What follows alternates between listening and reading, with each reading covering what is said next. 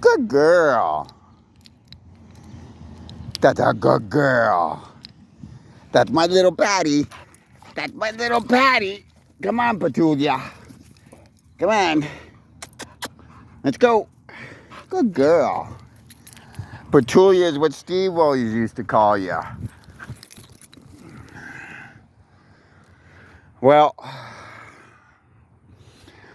I think I just gotta stop running away and just admit that I'm a lifelong loser. And it's hard to admit, you know, even though it was beat into me all those years.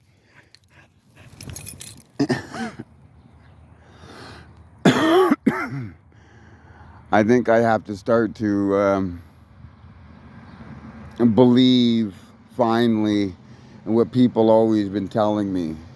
I'm a loser. I was cursed a loser.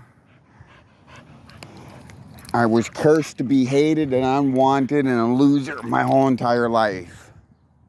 So let's get into life of a loser, aka me.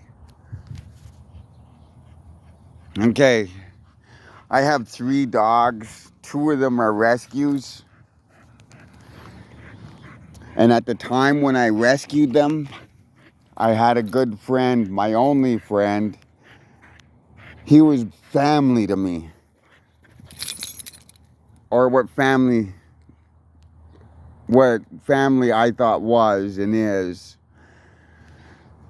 So we were renovating a basement apartment for me. It was specifically for me, and then I would rent out the top floor. And then for that would guarantee me a place to live for as long as possible. And as long as I maintained the property and whatnot, I would have got a discount on rent for the rest of, well, for whenever. But then Steve had to pass away and my life came crumbling down and the truth came out. The truth that I've been running from my whole entire life. Come on. I'm a loser. Always have been, always will be. I was cursed to be unwanted and hated my whole entire life. Now people are going to say, whoa, that's pretty judgmental. That's pretty hard. Or they're going to agree and say, yeah, you are a loser. You are a loser. A lot of people already have.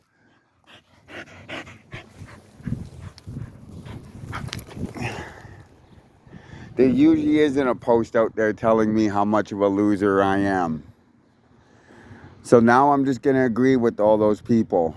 They were right. They weren't negative. They were just being truthful. I'm a loser. Now, how can a loser be for life? Well, I do believe, and through my interpretation, through all my paperwork, I do believe that the Lindley family, located in West Bank, Kelowna, BC, have every right to hate me and despise me, as does West Bank First Nation. I do believe I was conceived illegitimately through grape.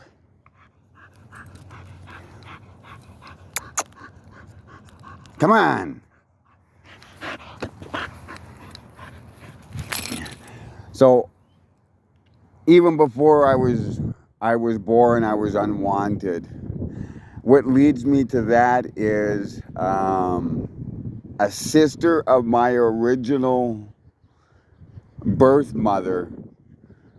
I talked to her daughter, and there was some stuff that was said, some information that was relayed that started me down. Come on. Come on. That started me down this dirty path. Well, that and it was a scoop lawsuit and the Alberta child abuse lawsuit. But I've always kind of denied and didn't want to read into it and didn't want to believe it. But how Olivia Lindley went about trying to conceal her pregnancy of me, how she went about to try to abort me through heroin, alcohol, and other drugs. And then the fact that the first paperwork about me is on June 27th of 1972, where the Calgary police, come on, let's go. The Calgary police found a baby doe that was severely abused. Broken back, cigarette burns on the back, half dead, screaming for bloody murder. Who would have known that me screaming for bloody murders was the reason? Because nobody ever wanted me and nobody was ever there for me, and it was just me. So anyway, on June 27th of 1972, the Calgary police apprehended a baby doe who was severely abused. That was me. Come on!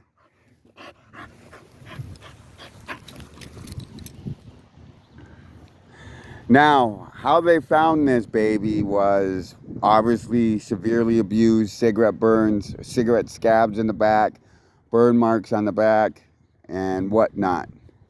I was put into the system where I was locked away in a closet for the following 4.5 years until I was adopted.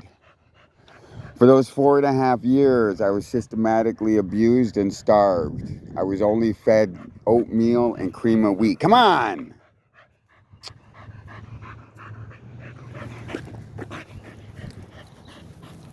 I didn't start eating food, legitimate food, until I was adopted at 5, where I was thus adopted out to the Horde family from Belleville, Ontario, but they were residing in Cold Lake. But they're originally from Belleville, Ontario. They were going through a divorce, and what later was found out was the only reason that I was adopted. Come on. Come on! The only reason I was adopted was so that Joan, the adoptive mother, could take her 2 kids, her real kids, and leave Roy and leave me with him to take all the consequences and all his rage and hate, which he did daily. He reminded me how much of a loser I was, how much I was hated, that I found out at the age of 7, when Roy decided to go after Joan, she called the cops, and the cops were at the front door. Come on! The RCMP and the military police, come on! The military police were at the front door. They were trying to get in because he did some threats or something. He sat me on his lap. This was just before Christmas, I do believe, of 86. Sat me on his lap and told me that Santa Claus didn't exist and that I was adopted and that my real mother and Joan hated me, and that's why I was left there. And as he was saying that, he was squeezing the nerve right there in the leg to make me cry even more, because he told the cops that in order to get through to him, they would have to go through me. Come on! Let's go! Padawan! Padawan! Good girl, last one. That was a fond memory. My first memory that happened just a few months before that was after I was adopted. After they found out I didn't have any immunization shots, after I almost died. I was woken up late at night one night by the military police because Roy allegedly was caught driving down Rat Lake Road going to get Joan, and he had a trunk full of rifles, and he wasn't going to go there and play nice with her. So they arrested him, put him in jail for the night, and they came and woke up the kids, and they thought I was Farrell, the older son. Come on! Come on! Padawan! So yeah, that was my first memory, and that was the first time I was told I was adopted and I was hated. Everything else kind of fell in place when I started the Alberta class action lawsuit about of all the abuse that they did to children in their services, me included, because I had all the documentation proving about the abuse. I also have the documentation that how I was adopted out, how I was mistreated in the system, and then everything else that transpired after that. So,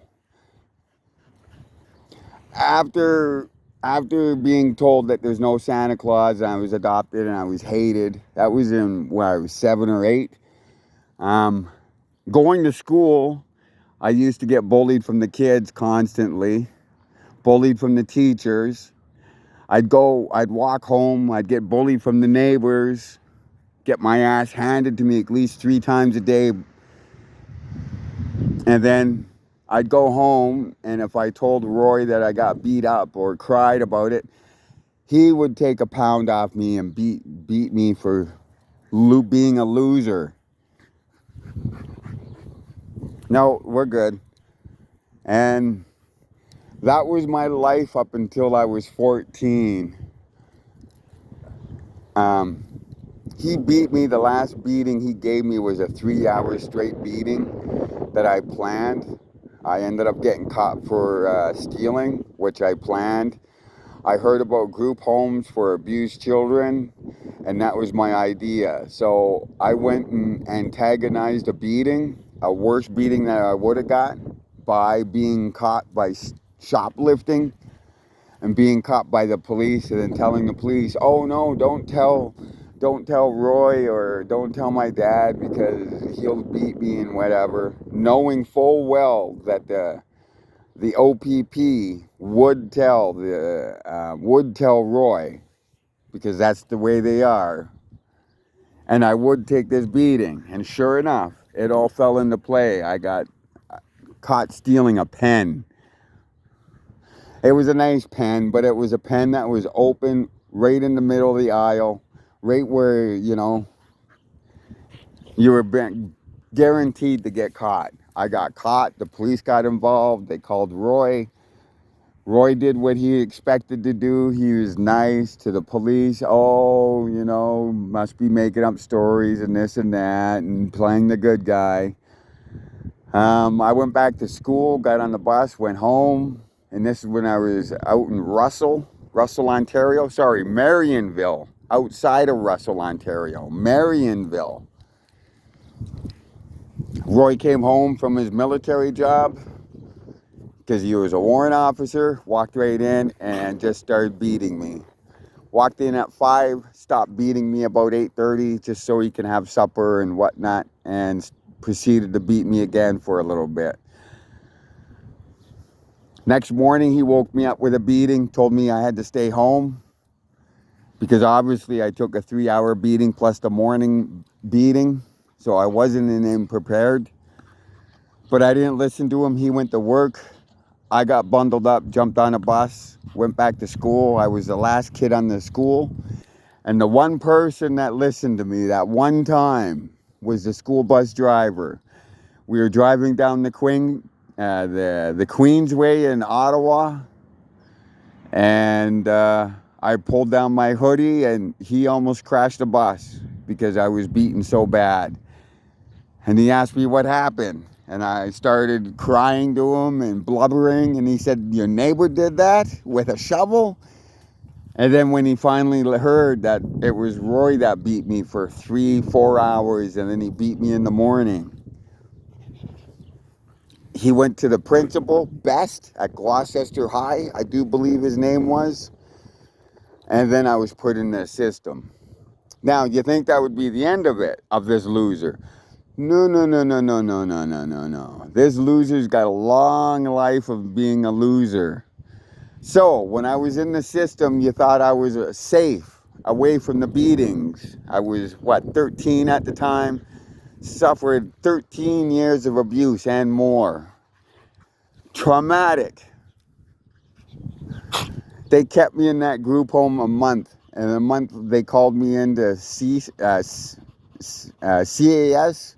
Catholic, it's out in Ontario. It's called CAS, Children's Aid Society. That's it, Children's Aid Society. My worker called me into the office and said, "Well, we have a choice for you, Christopher. You can stay in the group home until you're legally 16, and then you're bounced out, or this is what we're hoping, and this is what we think will work. Because you live in Marionville, out in the middle of nowhere, we would like you to send you back home with Roy and go live with Roy. With the OPP detachment being 45 minutes away, they will drive around your house to make sure that you're okay." That was their option to me. That was Children's Aid option. Offering a 13-year-old boy that he's been beat his whole entire life by this individual that was supposed to be his father, and only repeatedly beat into him how much of a loser he is, how much he'll never amount to be, how much, everybody hates him. And their option is to send me back to go and live with him after I went to the police and had him charged.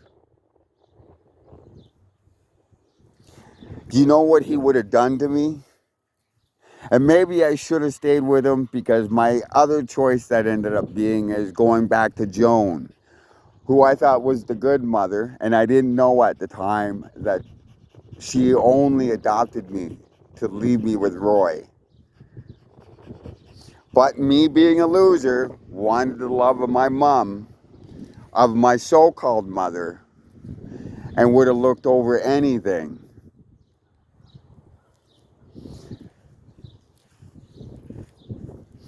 But that didn't work. She ended up, she was seeing a pedophile, a convicted pedophile that I had to deal with. She adopted a daughter to keep that convicted pedophile around that I had to deal with. She would go out drinking and leave an abused, traumatic, PTSD, anxiety child with a baby that was suffering through alcohol withdrawal while she went out and drank. And I had to deal with that. This loser right here. So I stuck with my sister. Stuck with her, my adopted sister, because me being adopted, me being abandoned the way I did, I knew what it was like. So I wanted to protect her. That didn't work out. So after so many years, things couldn't work out. Well, not so many years, after so many months, things weren't going to work out because,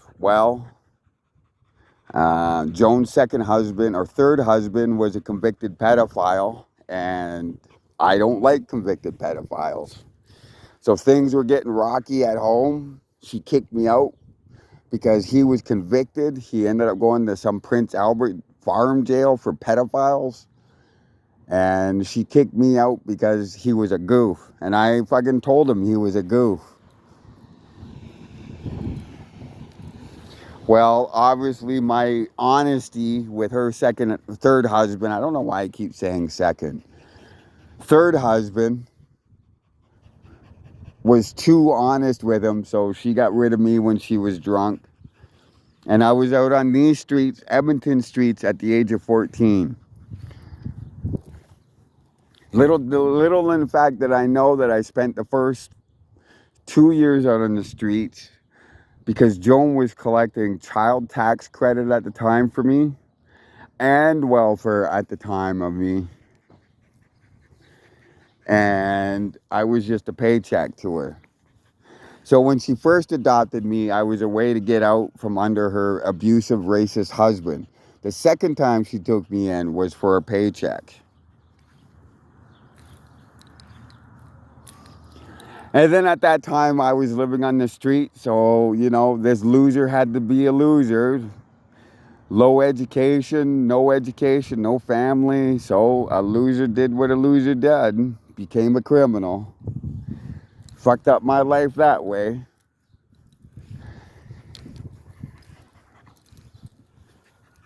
And then 30 years ago, I decided that, you know what?